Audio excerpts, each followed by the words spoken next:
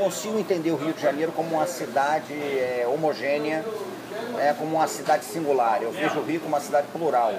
Eu acho que são cidades que convivem para formar uma cidade.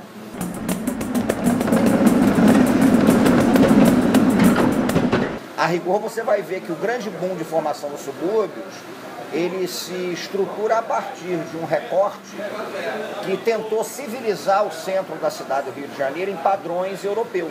Então eu acho que você começa a configurar no subúrbio uma certa cidade do Rio de Janeiro, que é uma cidade que disputa, o imaginário carioca com essa cidade que é pensada como cidade de recorte civilizatório, a cidade de padrão europeu, ou balneário de grandes eventos. Então o subúrbio, nesse sentido, e eu falo isso de uma forma muito provocativa, o subúrbio incomoda, O que é interessante, que as pessoas às vezes não percebem, é que a princípio esse Rio de Janeiro suburbano, ele é um Rio de Janeiro diferente daquele que sobe o morro. Porque com esse impacto das reformas urbanas, você tem um Rio que sobe o morro mesmo. O Rio dos descendentes de negros escravizados e etc e tal. O subúrbio tem isso, mas o subúrbio também tem aquela baixa classe média, de trabalhadores proletarizados e etc e tal, em que às vezes eu costumo dizer que nem são tão excluídos e carentes a ponto de ter que subir o morro, mas nem tem condições de se manter num centro da cidade ou em áreas de uma zona sul que começava a ser ocupada, cujo solo urbano era inviável para eles. Então você tem a formação dessa classe proletarizada suburbana, que é uma marca muito significativa da história do Rio de Janeiro. Não adianta também a gente embarcar no mito do carioca cordial, de que ser suburbano é bacana, é legal, porque o Rio é essa cidade. Esses mitos do carioquismo me incomodam muito. Tanto o mito do carioca litorâneo, como o mito do carioca suburbano maneiro, descolado e etc e tal. É o que eu insisto em dizer, eu acho que a cidade não é só um território em disputa. A memória sobre a cidade, a memória sobre o discurso da cidade, as narrativas que envolvem a cidade, elas também são disputadas o tempo inteiro.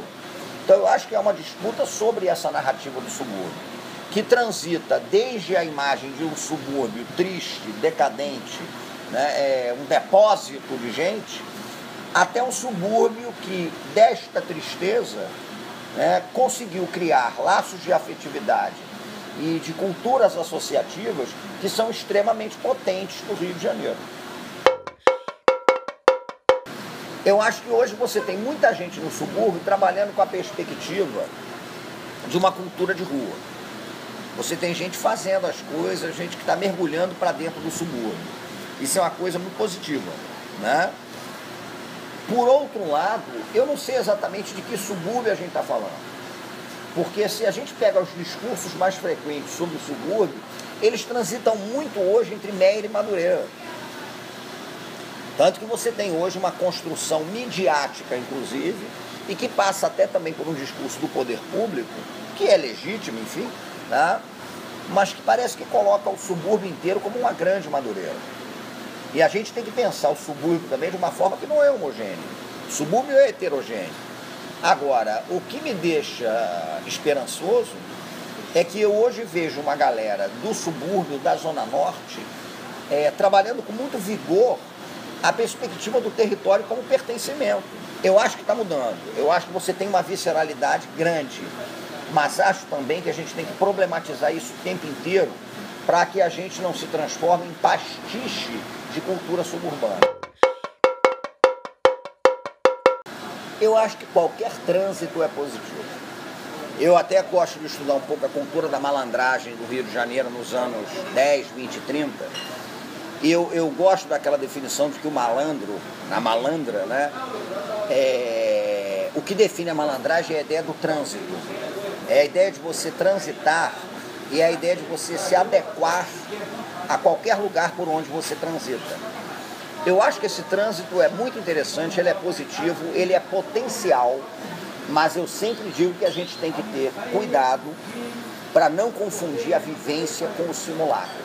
Você chega numa roda de samba hoje, o que mais você vê é o sujeito de chapéu panamá de malandro, é o sujeito de lague de bar, que é aquele cordão que é um cordão de sacerdote de Omulu, né, que a rigor é um cordão sagrado. Quem usa o lago de bar normalmente é um sacerdote de um orixá, de Omulu e etc e tal, com aquela pinta do malandro maneiro e etc e tal. Quando eu olho aquela profusão de gente, me desculpe a expressão, mas é para criar uma pequena provocação, mas tanta gente fantasiada de seu Zé Pilintra, né? Eu não sei até que ponto a gente está vendo ali uma vivência, eu não sei até que ponto a gente está vendo ali um simulacro. Então, eu acho o trânsito fundamental, eu acho que essa é uma cidade cuja salvação basicamente depende da capacidade de transitar, a proximidade é fundamental. O Rio é uma cidade feita de proximidades, e quando eu falo de proximidade, eu não estou falando de uma proximidade tola do afago, eu estou falando de uma proximidade que possibilita o afago e possibilita a facada. Eu acho que o trem é no Rio de Janeiro, ele é muito mais do que um meio de transporte. O trem, para mim, é uma instituição associativa mesmo, de invenção da vida. E quando eu imagino o trem no Rio de Janeiro, eu penso no trem como uma instância de sociabilidade, de bairros que transitam em torno do trem, de pessoas que se encontram no trem, de experiências de invenção de vida que acontecem dentro do trem, né? Eu vejo isso. E vejo também o trem como um espaço de exercício da sabedoria da escassez. Sabedoria da escassez era um conceito, o Sartre falava alguma coisa sobre isso, mas que o Milton Santos, um grande geógrafo, ele dizia também, né? Na escassez você necessariamente tem que inventar a vida. Então a escassez produz sabedoria o tempo todo. Paradoxalmente, quando as coisas chegam muito fáceis pra gente, a tendência é que a inventividade morra. Porque você não tem mais o que criar ou não. O trem, para mim, é uma instituição associativa. Quando você me pergunta sobre o trem, eu digo que nenhuma resposta que eu te der é mais vigorosa do que o samba da Em Cima da Hora. Quando a Em Cima da Hora, no início dos anos 80, se não me engano, 84, ela vem com um samba chamado 33, o Destino do Dom Pedro II. É um samba que fala assim, vou tentar lembrar dele todo, mas fala assim, acho que o trem é isso. Vamos sublimar em poesia a razão do dia a dia, para ganhar o pão, acordar de manhã cedo, caminhar para a estação e chegar lá em Dom Pedro a tempo de bater cartão.